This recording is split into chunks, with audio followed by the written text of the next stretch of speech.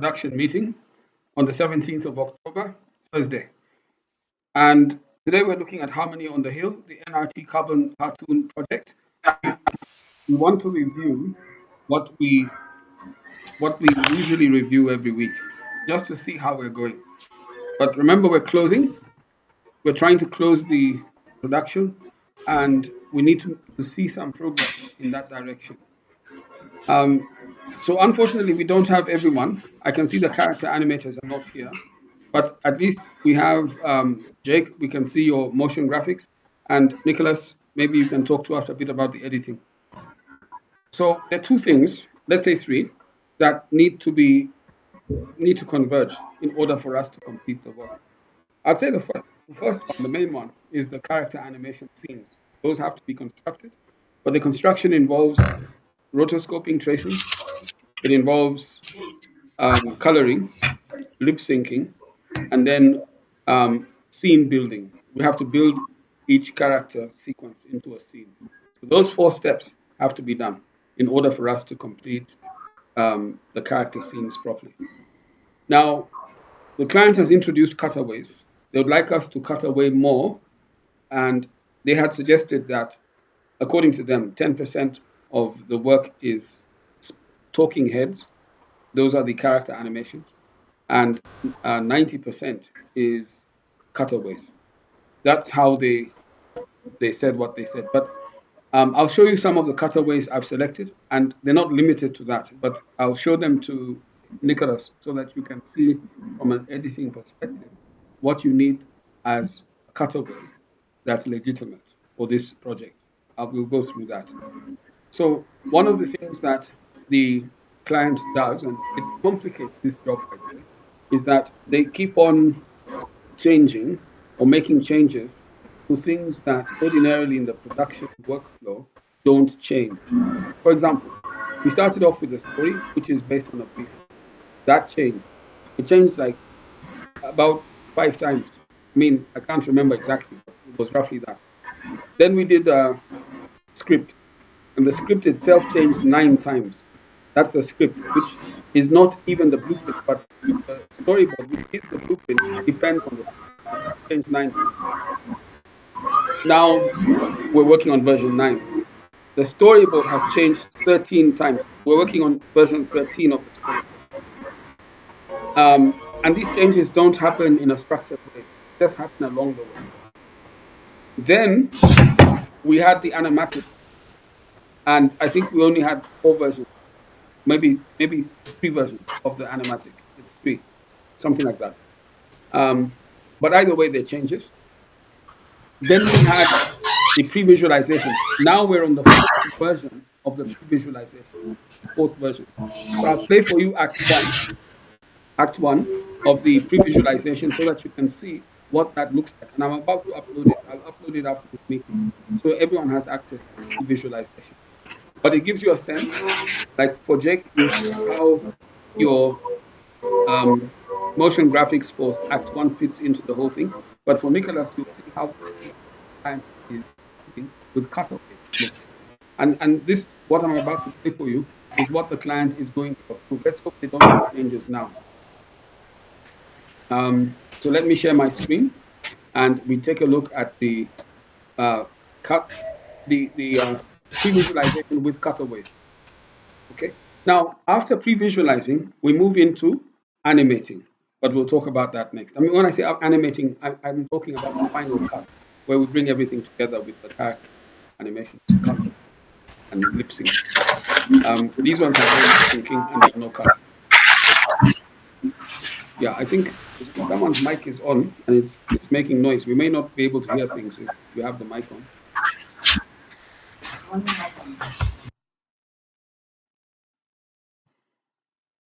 Okay, so let me open up this one. I want us to see what the pre-visualization looks like with cutaways and talking heads, but more. I think our treatment right now is 30% talking heads, 40%, but let's say 30. And the cutaways are now more than 50%. And it gives you a sense, and of course, it includes the animatics. Yeah, the motion graphics. Motion graphics are treated as cutaways. So, but I should strictly say cutaways and motion graphics. That's 50, 60%. So I'm opening it up now.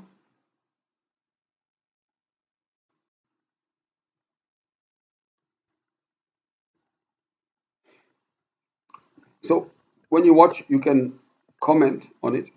The purpose of watching this is to give us a sense of treatment, not so much of color, but more of storytelling. And you can see the context within which whatever you're doing fits. And remember, we're closing this. We want to finish Act 1 by Saturday. So as far as we can, I was hopeful to see the character animation work, but we can't see it because the animators are not here. But whatever they're working on should be done by Saturday so that we can now produce a final first cut of the final edit for the client.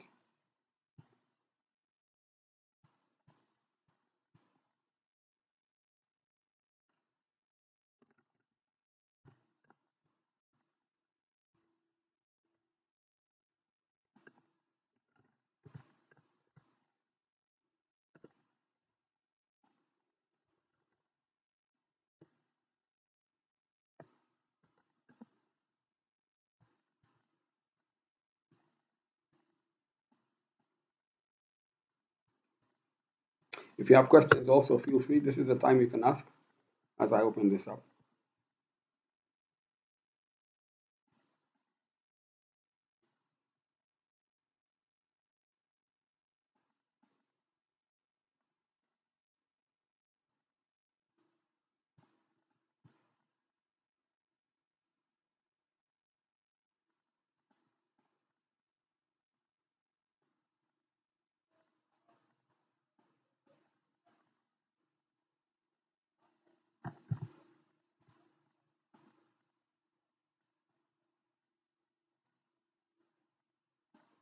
All right, so this is Act 1. Act 1 happens to be the longest. So Act 2 and Act 3 are a bit quicker, I mean, comparatively. This is 1.5 times the length of Act 2 and Act 3.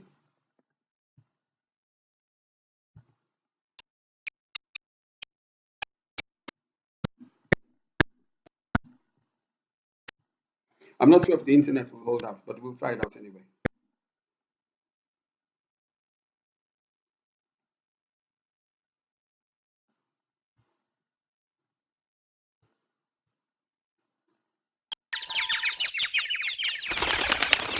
As Moran's journey to a hill in faraway conservancy, in search of green pasture for their cattle.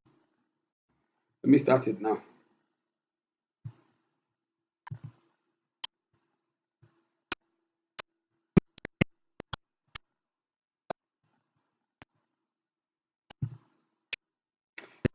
Yeah, it's hanging. The audio is not playing. We'll start it again.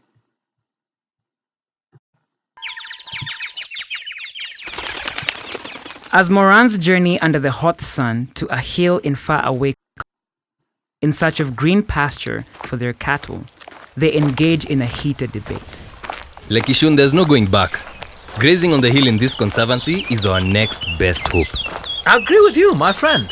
Our grazing land is depleted. Livestock won't survive without enough pasture. Grazing has changed. Our fathers had many cows. The livestock used to graze over short distance, but now they move very long distances. Back then, they used to make grazing decisions together, but now we do it individually. Grass was abundant. Now it's scarce. So now we have to walk far to find it. Herders even choose to keep shorts instead of cattle these days. Why not? When you graze, you leave a lot of food behind you. We like to clean up behind you by eating the bits you drop and don't eat. That can cause overgrazing. The leftovers we leave behind like seeds, shoots and roots allow the grass to regrow.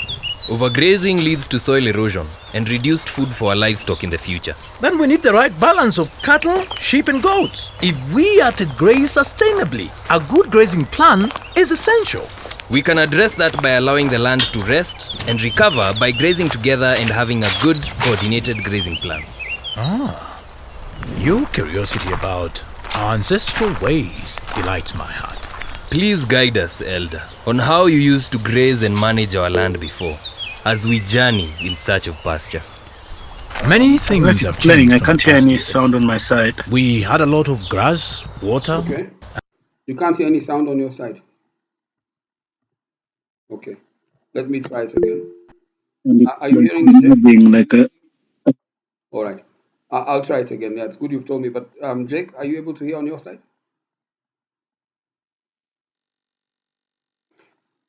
Let me play it again. I'm now going to use my external speakers. Maybe that will make a difference. So let me try that. Okay. Then we'll discuss. I'll also increase the volume. Let me know if you can't hear.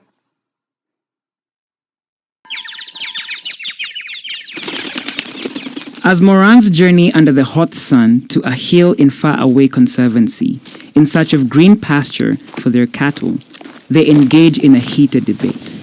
Lekishun, there's no going back. Grazing on the hill in this conservancy is our next best hope. I agree with you, my friend. Our grazing land is depleted. Livestock won't survive without enough pasture. Grazing has changed. Our fathers had many cows. The livestock used to graze over short distance, but now they move very long distances. Back then, they used to make grazing decisions together, but now we do it individually. Grass was abundant. Now it's scarce. So now we have to walk far to find it. Herders even choose to keep shorts instead of cattle these days. Why not? When you graze, you leave a lot of food behind you. We like to clean up behind you by eating the bits you drop and don't eat. That can cause overgrazing. The leftovers we leave behind like seeds, shoots and roots allow the grass to regrow. Overgrazing leads to soil erosion and reduced food for our livestock in the future. Then we need the right balance of cattle, sheep and goats. If we are to graze sustainably, a good graze... It's frozen. Let me just see why. Okay.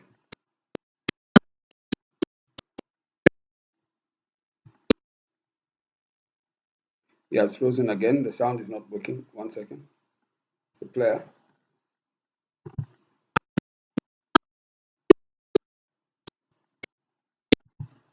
Why is it like that? Let me close some of these files.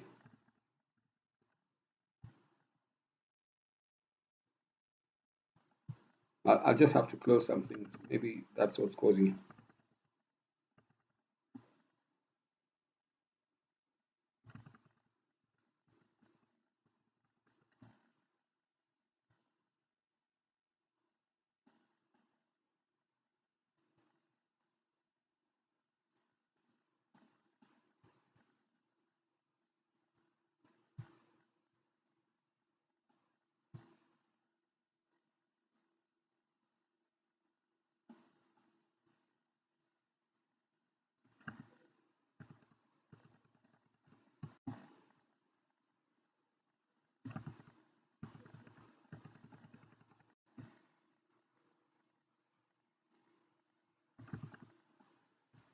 Let me try now. Then we need the right balance of cattle, sheep and goats. If we are to graze sustainably, a good grazing plan is essential. We can address that by allowing the land to rest and recover by grazing together and having a good coordinated grazing plan.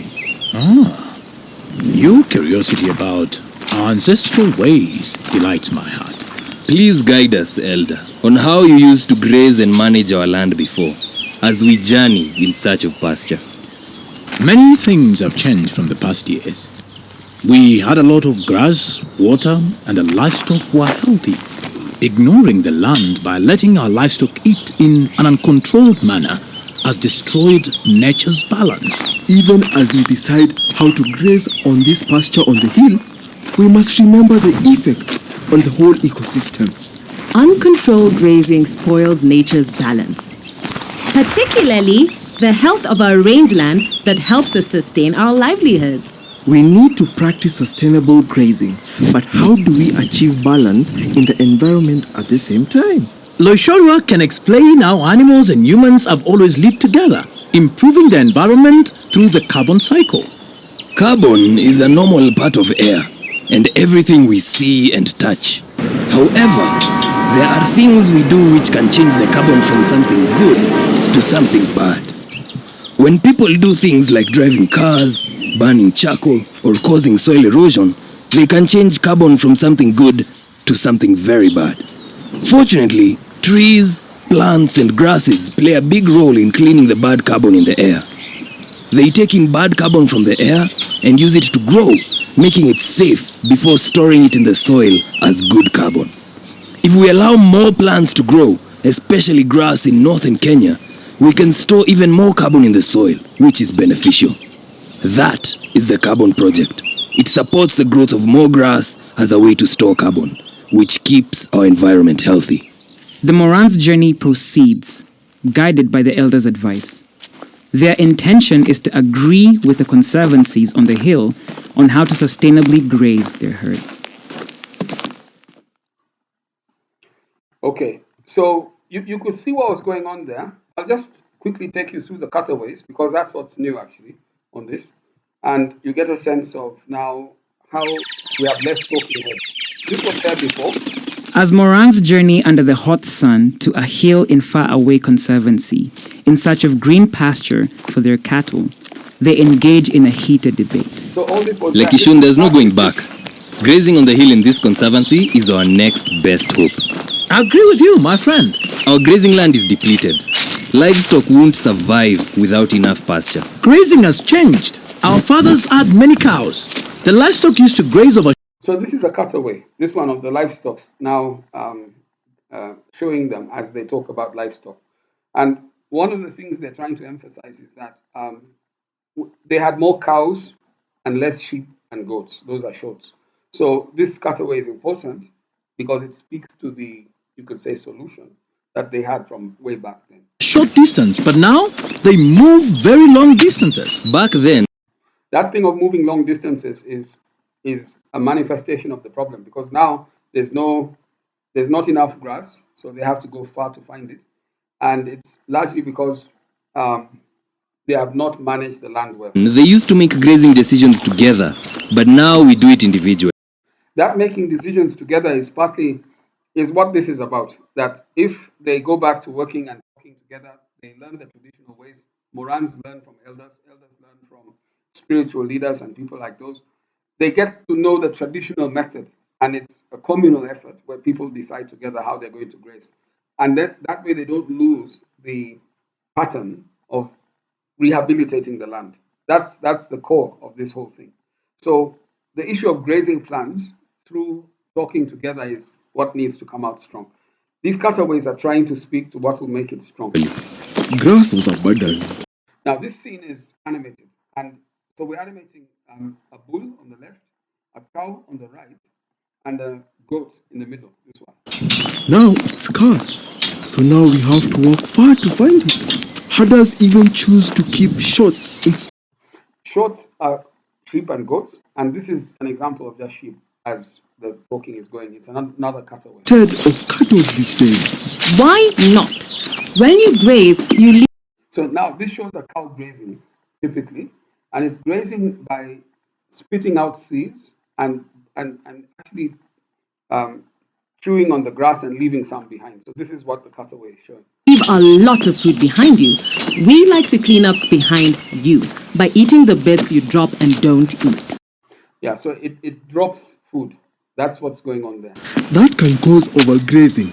The leftovers you leave behind like seeds, shoots and roots allow the grass to regrow.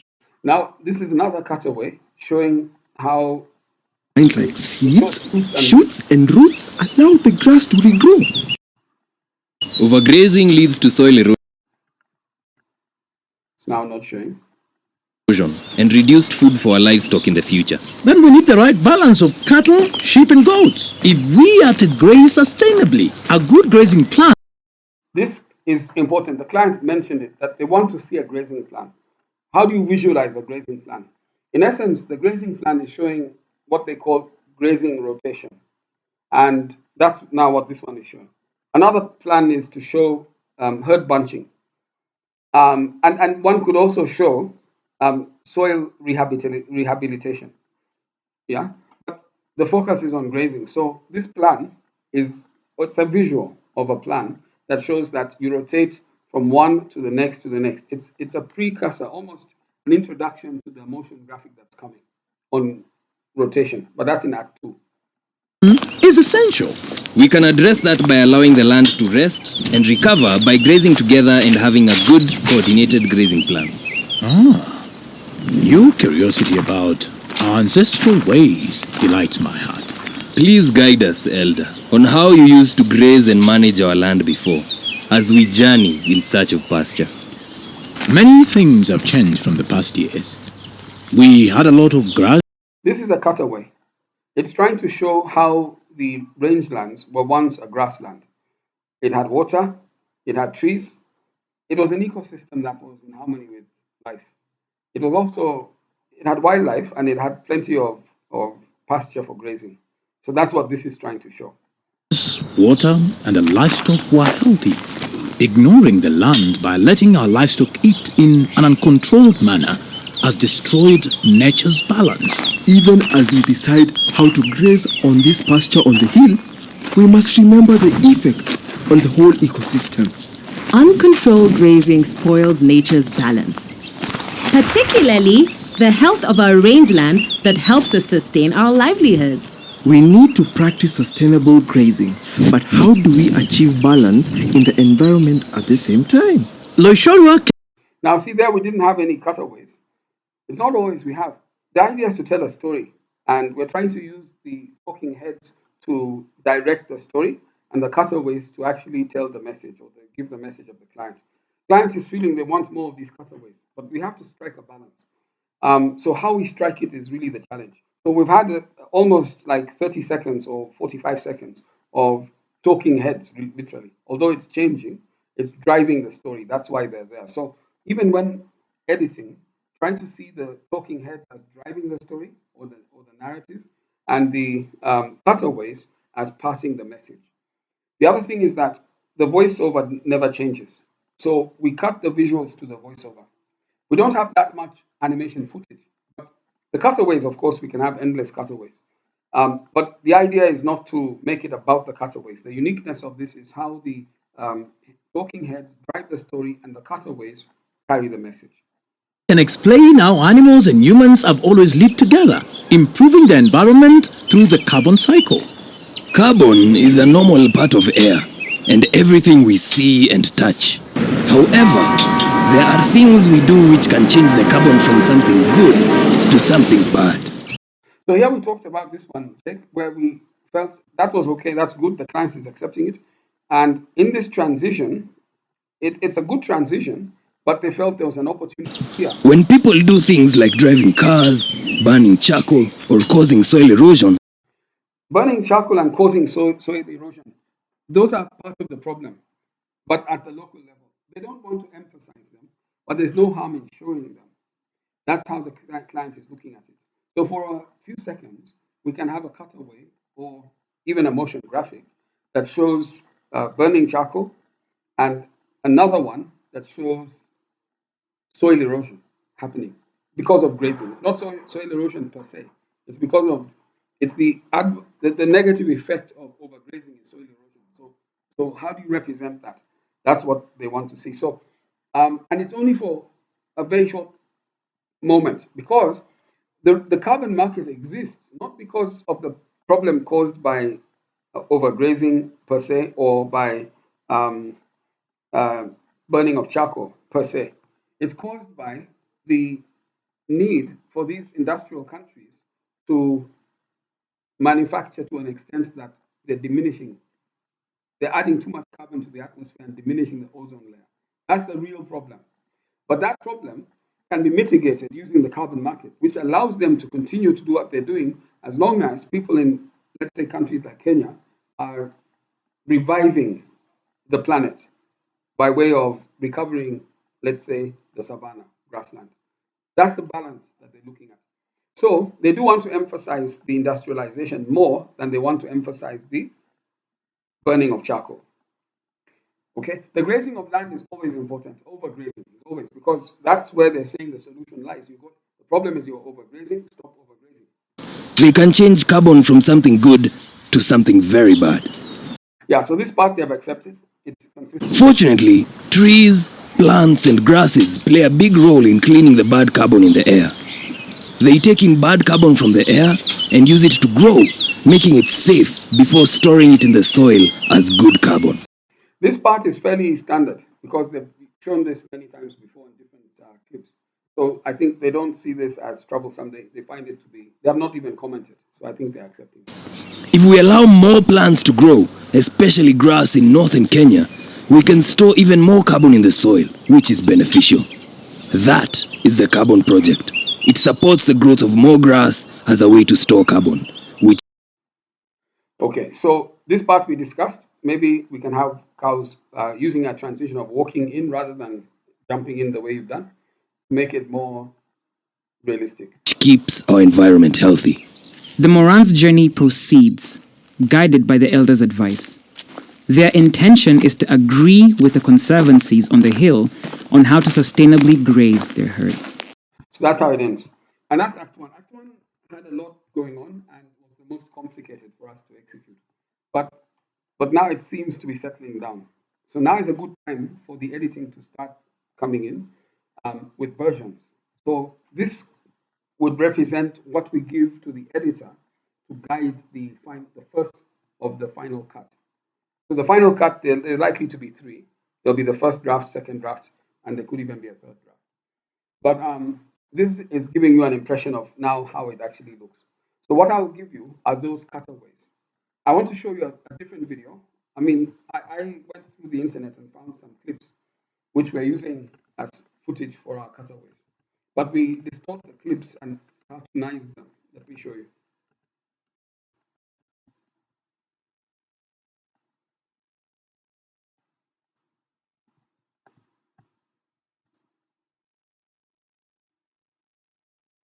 I'll give this to you. So this is footage.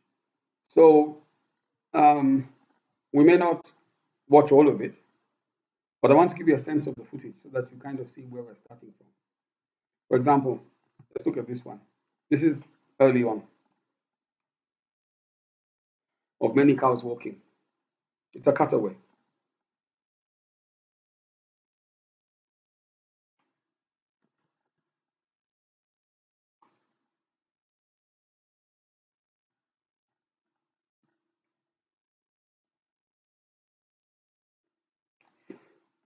Here it is.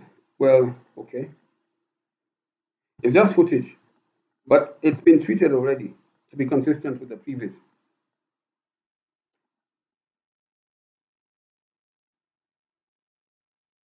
Here's another one. Yeah, this is a cutaway. We use it in Act 2, but it shows how the cows eat. Yeah, so that gives you a sense of another cutaway.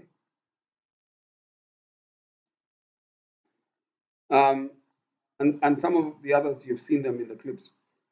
The raw footage, I'll find it for you here. We have raw footage where we're getting these cutaways. And so these are the files. Again, I'll make them available. I'll just pick one out of random. The raw footage has plenty of stuff. I mean, there are many things going on, so you have to kind of look for your cutaway within it. These are all relevant to northern Kenya. Then we can't use cutaways that would not be recognizable in northern Kenya. So here you have some stock footage. You can see how cows eat in this one. But this is just a download from the internet.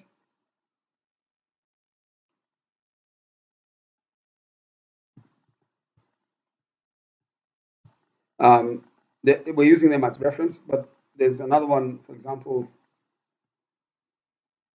like this one of hooves crushing the soil is a cutaway for Act 2. I'll just show it to you.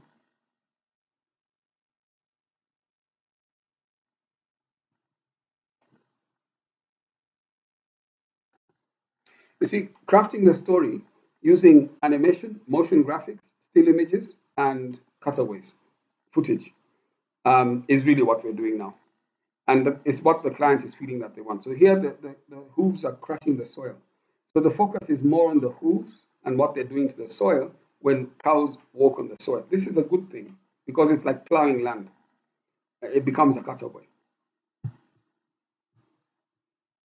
You can always find alternatives if you find that these ones are not suitable, but I picked them, but then you may find better ones. I'll make them available for the edit.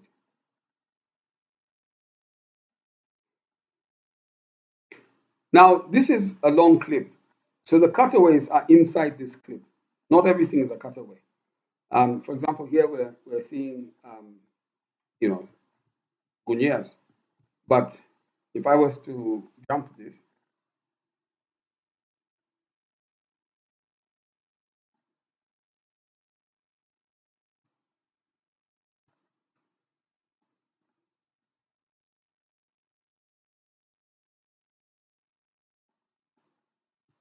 I'm looking for cow herds walking away from the camera.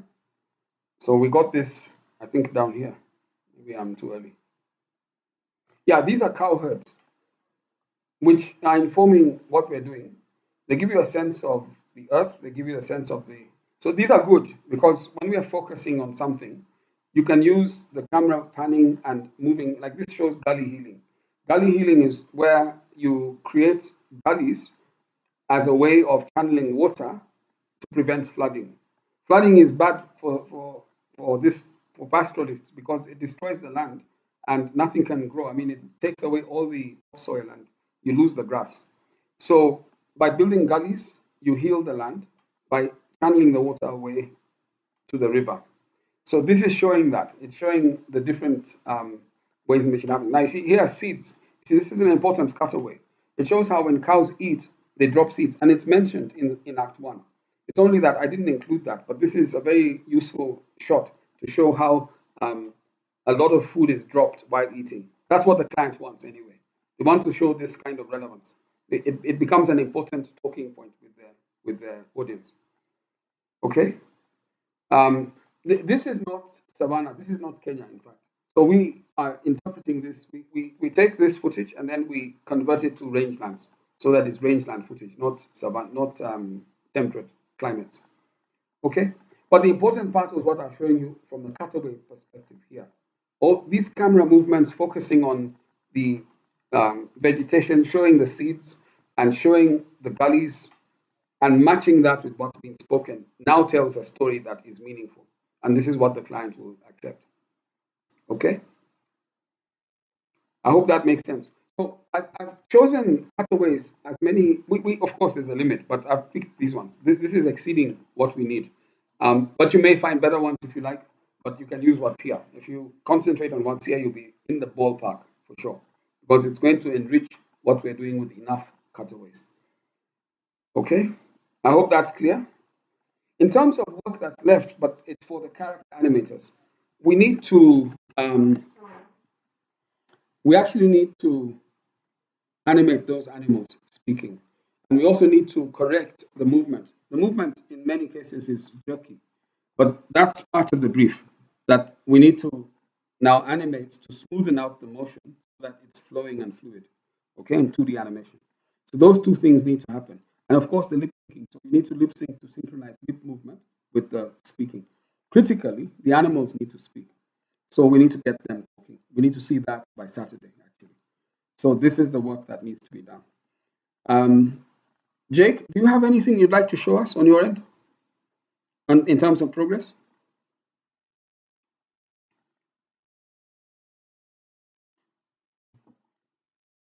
We don't hear you.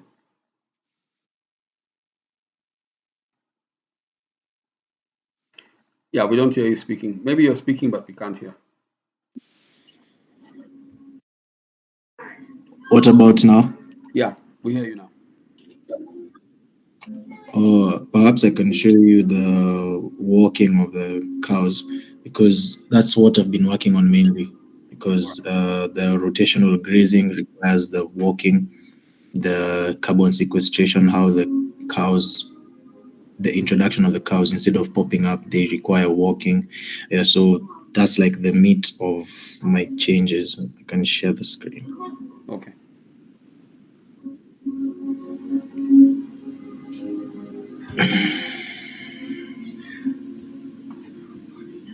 Okay, go ahead and share.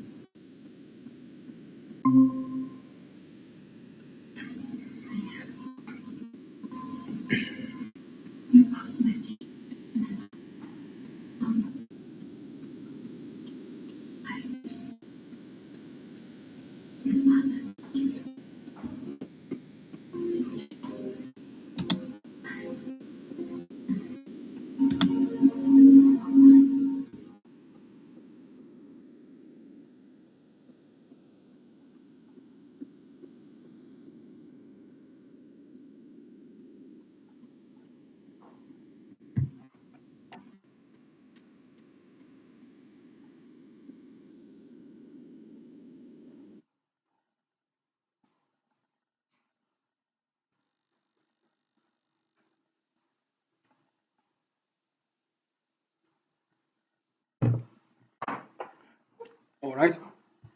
Yeah. You're sharing? Oh, okay.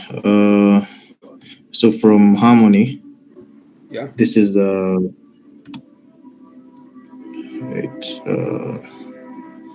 This is the car walking. Okay. Let me play it again. This is the car walking. And then I took this from Harmony to After Effects, and of course I changed the color. So now these are the cows walking. Now I just have to remove this, or not remove this, like take this to the different backgrounds. For example, the rotational grazing, the paddocks, Yeah. or those 4 quadrants. And then I put it in the first motion graphic for the carbon sequestration. Yeah. So by tomorrow morning, I think I'll be done with transferring these work cycles. Then I move on to the other changes. And are There you are able not to so make many. them, are you able to make them turn so that 90 degrees they walk down, 90 degrees they walk left, 90 degrees they walk up? Are you able to incorporate that? Even a quick turn. Uh, Doesn't have to be a slow turn.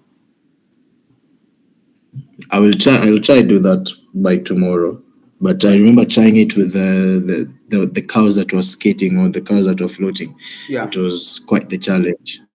Yeah, but I'm sure I can make them walk from left to right and right to left. Yes, yes, you Yeah. can. And what you can do, you can just make them a quick transition. Like, no, it's not like they're walking and turning. It's just you turning them. Then they walk down. Then they walk left. Then they walk up. Very fast, Oh, in a sense. okay. You know what I'm saying? We'll get away with that Yeah, because people won't focus on the turn anymore. Hmm. yeah. Okay. Okay. Now, So, but is the walk cycle yeah, okay? the work cycle is convincing. Even this family of cows is convincing because it does look typical of the kind of cows they have. So it's much, much more convincing. It will not raise conversation around the cows. It's now fitting into the narrative. So it's perfect. Okay. Yeah. Uh, All right. so, yeah, but that's all I have for now. I'm currently still working. Okay then. So let's aim in terms of scheduling to try to have things done by Saturday evening or Saturday midnight so that I can compile something by, let's say, Friday, Sunday midnight and meet with the client on Monday for approval. Okay. If we can get Act 1 approved or get Act 1 out, that will be a big milestone for us. Then Act 2 and 3 will follow. They're actually simpler because, um, Act 1 had a lot of things going on actually, which were complicating it in terms of um, technical work. But the stuff we're doing in Act 2 and 3 are not as technically complicated. So I think we can finish Act 2 then successfully within a week, and then Act 3 within a week. So that's very good. It now becomes an exercise of editing and dubbing and things like that. Um, so, Nicholas, if you start practicing with your editing, the client's very particular, by the way, you'll see. But if you understand what we're saying, the main thing is that the lead is the audio. So that never changes. That's the audio bed is fixed. Now, on top of that, we're trying to tell the story visually. And we're telling the story using a simple rule to synchronize what you see with what you hear. That's all. And how we synchronize it is psychological. So sometimes it's anticipatory. You see something before you see the real thing. Other times, you see something, then the audio speaks to it. Sometimes it's that. Other times you speak to it and then it comes. But those are the decisions the editor makes. The, the, the, the talking heads are joining the dots of the cutaways. That's what's going on, because the cutaways in themselves tell a story because there's a voice track. But the talking heads help to make meaning that would hold your attention for, like, this is a 10-minute episode or 10-minute show. And it's got to be meaningful for 10 minutes for people not to get bored. So if you only have voice and cutaways, it becomes like a documentary, it becomes deadly boring. When you have people involved and the people are trying to get your attention, they're trying to talk to you, to engage, and that kind of thing. In the normal way, we tell stories with movement, with hand move, gestures, also with intentionality. These guys are walking towards the hill. So that drama or that part of the story is helping to hold the attention of audiences. So we don't want to lose that. That's a very important seller within what we're doing. So editing in such a way that the intentionality is there, the gestures make sense, the movement of the people are emphasizing the point, and then the cutaway comes. Then the people become the John the Baptist of the cutaways. In other words, they introduce the Christ, if you like. So you have a scenario where the audience are thinking, the client is looking at the message as being king, but the king needs to be introduced. So the people are introducing the king. That sort of thing is how we're doing this. If we do it consistently, it will become easy for them to anticipate what we're doing, and it will emphasize the message in the focus areas much more precisely. And I can sell that. You see, the moment we do it that way, the way I'm talking to you is the way I'll talk to them, and they will accept because they can see the logic in the way we're doing it. All right. For them, how they use this is to go to workshops where they play them back for people, and these are morans, and then create opportunities to discuss topics around overgrazing, herd bunching, rotational grazing, with the carbon market in mind. They're very keen to explain the carbon cycle because it's not well understood, and then the carbon market, which is misunderstood. The carbon market is seen to be predatory, so they want to show it as a good thing. That if you fit into the carbon market, you make money, and the money comes to you in large sums, and you can reinvest it and develop. That's how they position in the carbon market. So we've got to bring that out and present opportunities for them to discuss that with the communities. Yeah. I hope it's understood. If you understand that, that's the essence of this work. And like I say, sometimes that this is where the opportunities for animation work are in Africa, actually. Animators need to learn how to construct meaning in ways that Africans will pay for animation.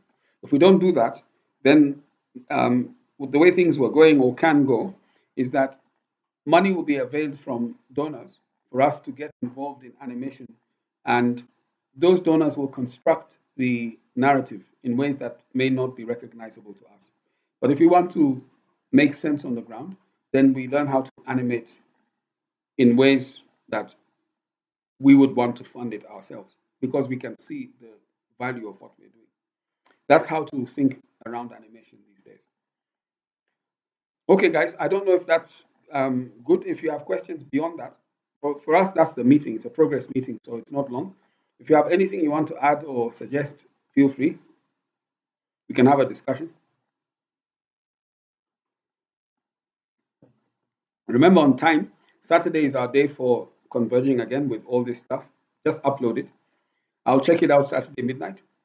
And then I'd like us to meet before Thursday next week to discuss Act 2. So we finish Act 1 by Saturday, and then I compile it by Sunday, so that on Monday or Tuesday we can meet to just review what are we presenting on Act 2, all right? So that we can try to finish Act 2 by Thursday or Saturday next week. That's how to look at this. I hope we are on the same page. If you have questions on the schedule or even this plan, let me know.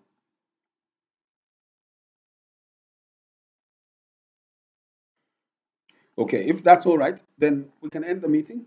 I'll save this in the group for others to see, but thanks for coming, guys. I'll say bye and I'll stop the recording.